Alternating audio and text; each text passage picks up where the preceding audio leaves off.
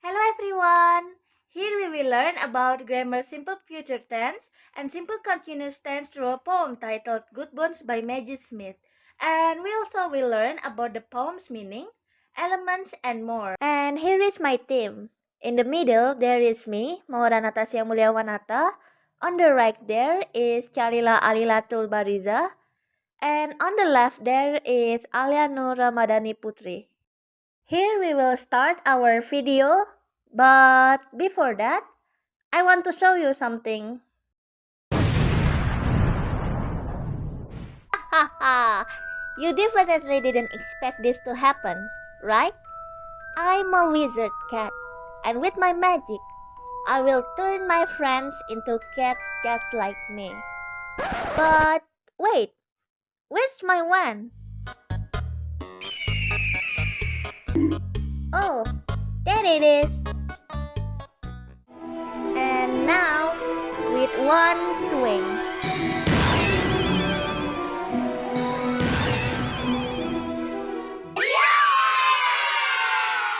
And now we can move on to the next session.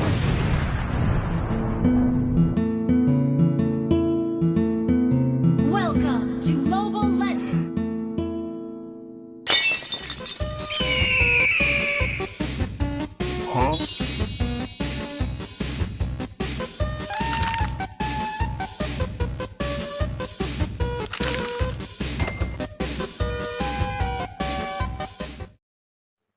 Life is short, though I keep this from my children.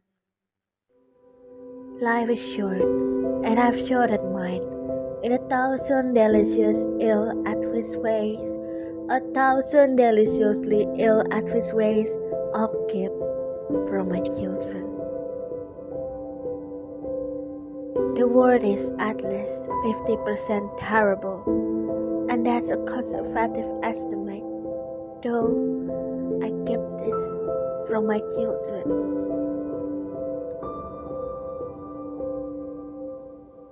For every bird, there is a stone thrown at a bird.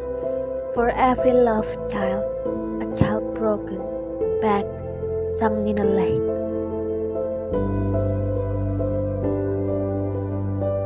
Life is short, and the world is at least half terrible.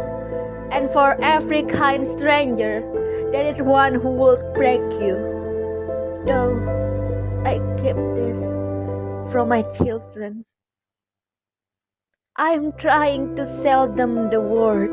Any decent realtor walking you through a real shithole chips on about good bones. This place could be beautiful, right? You could make this place beautiful.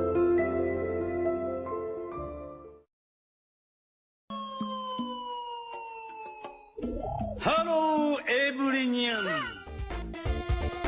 Hi guys! After listening to the poem, how do you all feel? Do you feel happy or sad after listening? And do you know the meaning of the poem? If you don't get it, I will explain the meaning of the poem to you.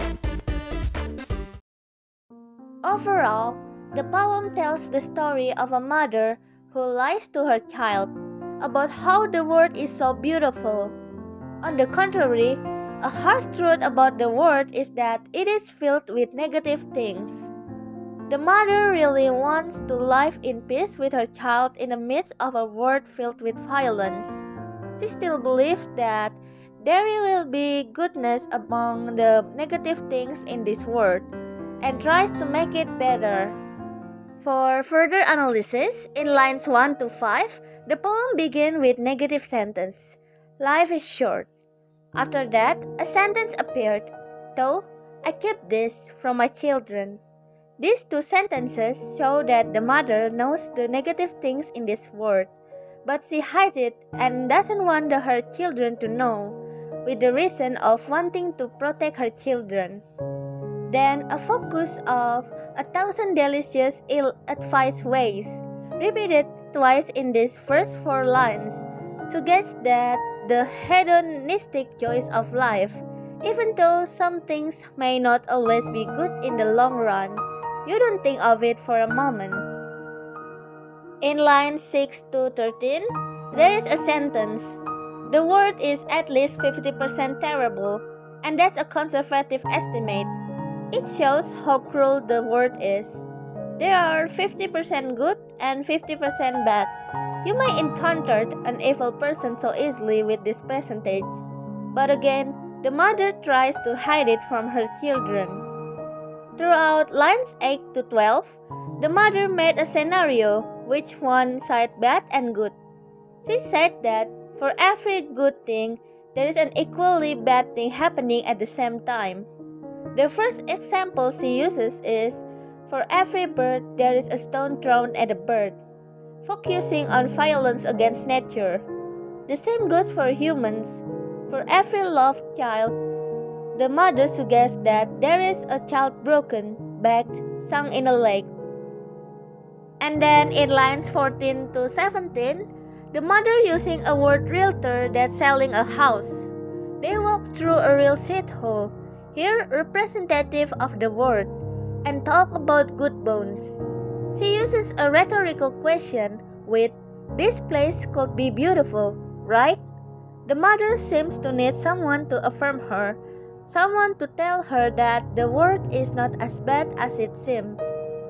The poem ends with a direct address, you, who's saying that it is possible to make the world a better place. You can make this a beautiful place.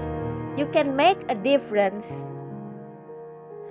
Okay, next, let's start with a little bit of background about the poet Maggie Smith. Have you heard of Maggie Smith before? She is an American poet and she is known for writing poems that talk about big, real emotions and topics. Her poetry often focuses on love, family, and the struggle we face in our everyday lives. Maggie Smith is part of the contemporary or modern poetry movement, meaning she writes poems that reflect the world we live in today. Good Bones was written in 2016, and if you remember what was going on around that time, things like political debates, social unrest, and environmental concerns, you can understand why the poem touches on the idea that the world is full of both good and bad things. The poem talks about how life is short and the world can be harsh, but there is still hope. It's a powerful message, don't you think? Maggie Smith wrote this poem as a way to share her feelings about the world with her readers. It's almost like she's speaking directly to us, trying to explain how we can stay hopeful despite all the challenges around us. What do you think? Can you relate to the idea of finding hope even in difficult times? You can share your thoughts in the comment below. And now, let's dive into the sounds of the poem. When you read a poem out loud, do you notice the way the words sound? In Good Bones, the poet doesn't use a strict rhyme scheme, which means the words don't always rhyme in a predictable pattern. Instead, the poem relies on repetition and rhythm to create its effect. Take a look at how the phrase "life is short" is repeated several times throughout the poem. Each time it's repeated, it feels like a reminder, a truth the speaker wants us to remember. Why do you think Maggie Smith chose to repeat this phrase? Yes, exactly. It's because life is indeed short, and the poet is stressing that we should make the most of it. The poem also has a natural rhythm. It doesn't follow the rules of older poetry, which often has a regular meter like a beat you can follow. Instead, this poem feels more conversational, like someone speaking directly to us. It's informal, but it carries a deep emotional punch.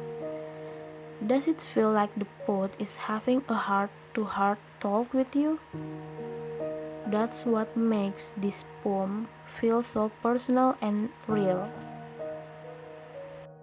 Okay, we move on to how the poem is structured.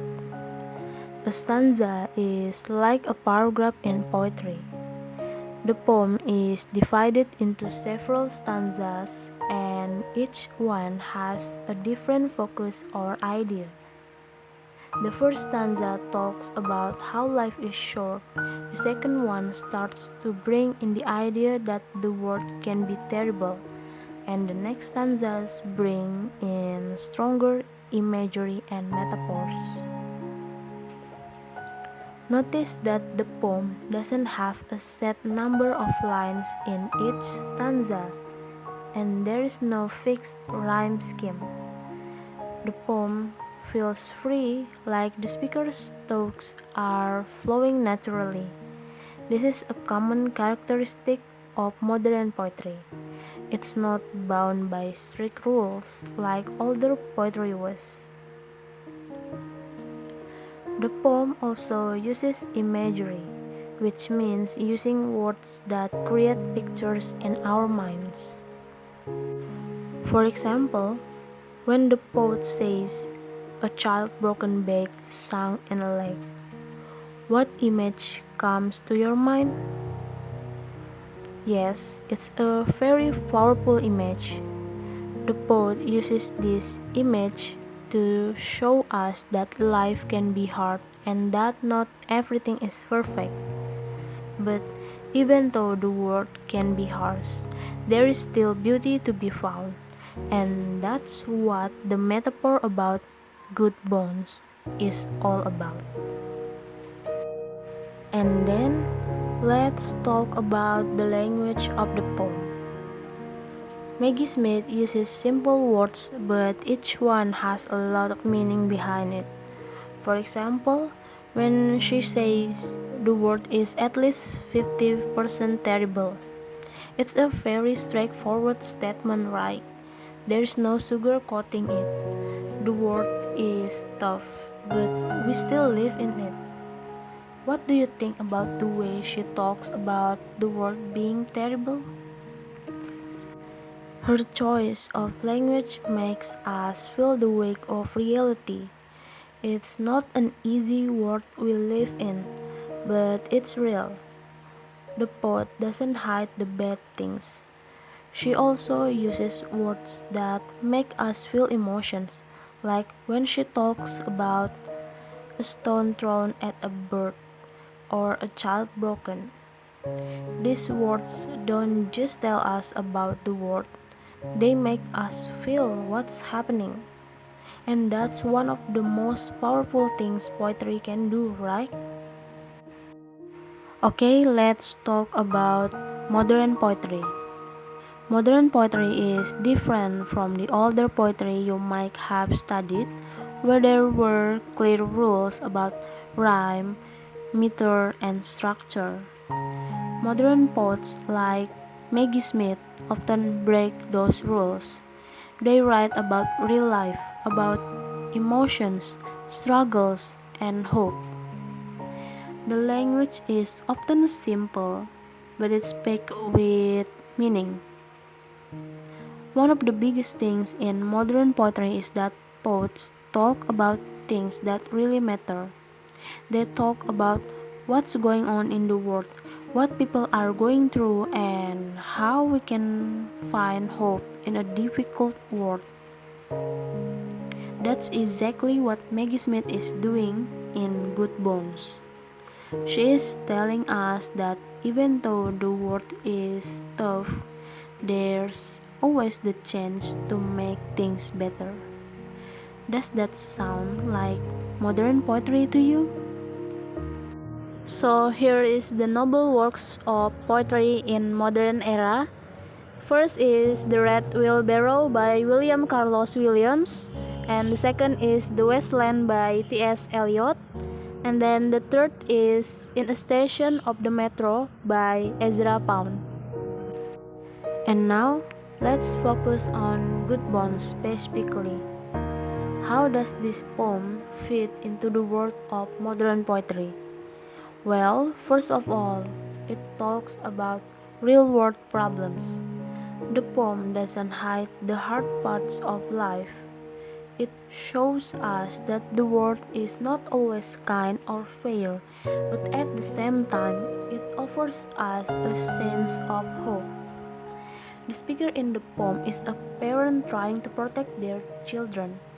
She doesn't want them to know the world is tough, but she also wants them to see the beauty that exists. The metaphor about the house with good bones is about finding potential even in something that's fallen apart. This is a very modern way of thinking, acknowledging the problems but still believing that we can make things better. What do you think the poet means when she says the world has good bones? Yes, it means that there is still hope, there is still beauty, and there is still a chance to improve things. This idea of resilience, of finding strength in difficult times, is very much a modern idea. Now we're on a simple future tense. Simple future tense is a verb tense used to describe events or activities that will happen in the future. It is often used to plan for future events. Subject plus will plus verb 1 plus object is a formula of simple future tense. For the example, I will eat rice. My mother will cook fried chicken. He will play football. As we can see on the poem line 5, there are a tense, I'll keep from my children. That means she wants to keep something from her children. Now we're on a simple continuous tense. Simple continuous tense, also known as a present progressive tense, is a verb tense used to describe an action that is currently happening or is temporary. Subject plus to be plus verb 1 plus ing is a formula of simple continuous tense. Each subject have different to be. For the example, subject I plus to be am plus verb 1 plus ing. Then subject you, we, they, verb to be are plus verb 1 plus ing. And then subject he, she, it plus to be is plus verb 1 plus ing. For the example, I am eating. They are playing. He is running. From the poem, we can see there is a words, I am trying to sell them the world. I am trying in there is a simple continuous tense. Complaciendo para todos los bailadores con esta rola que dice. 1, 2, 3, 4. Eso. Before we end this video, let's play a games. There are 5 multiple choice questions, and each question have 20 points. You should answer it in 5 seconds and write down on the comment section of your answer and how many points do you get. Let's go!